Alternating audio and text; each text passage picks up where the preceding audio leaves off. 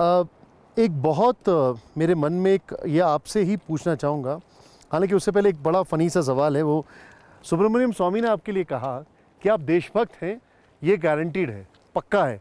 Nationalist भले ही ना हो लेकिन देशभक्त हैं। आप इसको कैसे लेते हैं, कॉम्प्लीमेंट या निंदा? वो उनसे ही पूछ लीजिए, उसका मतलब समझा आप कैसे असेस करते हैं? अब सुब्रमण्यम स्वामी है भाई, वो बोलते हैं तो उनको। आप मुझे एक बात बताइए, और आपसे मैं उम्मीद करता हूं कि आप इसमें कोई एक ऐसा मैसेज भी देंगे ओवैसी साहब। आज के दौर में जो भी नूपुर शर्मा का एपिसोड हुआ, उसके बाद जिस तरीके से एग्रेशन देखा जा रहा है एक समुदाय विशेष का दूसरे समुदाय विशेष के ख़िलाफ़, खासकर अगर वो लोग कोई इसको सपोर्ट कर रहे हैं या कुछ कर रहे हैं। अभी हमने देखा राजस्थान में क्या हुआ, महाराष्ट्र में क्या हुआ, हत्याएं हो रही हैं, अटैक्स हो रहे हैं। आपको लगता नहीं है कि ये भी अपने आप में एक बहुत बड़ा एग्जाम्पल है इंटॉलरेंस का? जो नूपुर शर्मा ने किया वो तो गलत है, इट इज़ राइट नाउ। नहीं, देखिए ये मिसाल है रेडिकलाइजेशन का भी। और रेडिकलाइजेशन दोनों समुदाय में हो रहा है। मध्य प्रदेश में परसों एक आदमी को इसलिए लिंच करके मार दिया क्योंकि उस पर इल्ज़ाम था कि उसने गोश्त की तस्करी कर रहा था।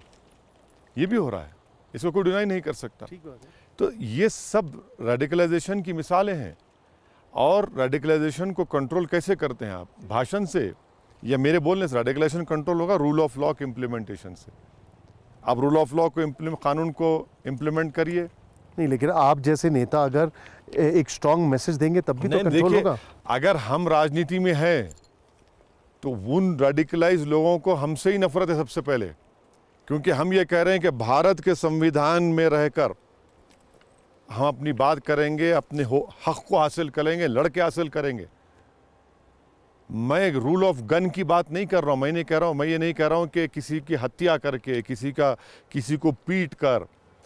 मैं ये कह रहा हूँ कि बैलेट के ज़रिए से हम जीतेंगे, बैलेट के ज़रिए से इंसाफ हम हासिल करेंगे और सरकार को हम क्वेश्चन करेंगे, हम खुल के बोलेंगे। आपने बैलेट का जिक्र किया, आप अपनी पार्टी को किन किन राज्यों में एक्सपैंड करना चाहते हैं अभी? अरे और कहाँ अभी हमारे लिए इमीडिएट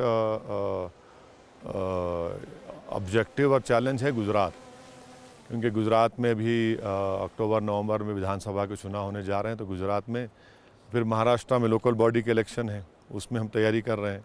मध्य प्रदेश में पहली मरतबा हम लोकल बॉडी के इलेक्शन लड़े।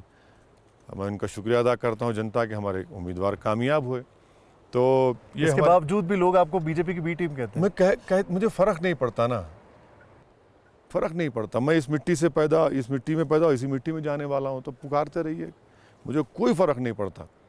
जितना आप पुकारेंगे उतना ज़्यादा मेरा हौसला बढ़ेगा, मेरी इज़्ज़त बढ़ेगी। मेरे को इनके पुकारने से कोई रुक जाएगा क्या? आप कितना पुकारेंगे, पुकारिए ना। आपका काम पुकारना है, मेरा काम करना है।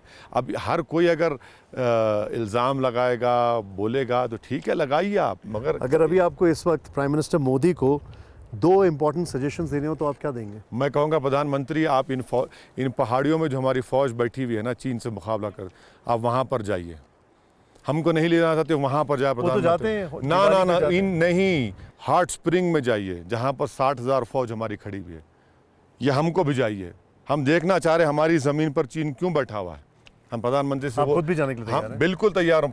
अगर प्रधानमंत्री लेके जाएंगे। और बेरोज़गारी दूर करिए नौजवानों में। देखिए, एक बात समझिए सर, ये जो अग्निवीर का प्रोटेस्ट हुआ, फार्मर्स प्रोटेस्ट हुआ, CAA का प्रोटेस्ट हुआ, दिल्ली में लॉयर्स का प्रोटेस्ट हुआ, याद रखिए ये जितने प्रोटेस्ट हो रहे हैं ना, ये लोग राजनीति से और पॉलिटिशियन से मायूस हो रहे हैं।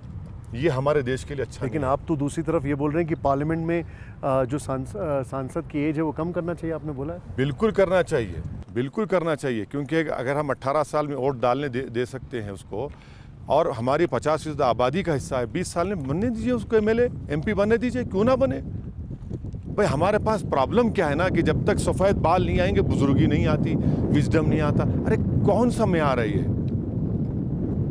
भाई? भगत सिंह की एज क्या थी, अशफाकुल्ला की एज क्या थी?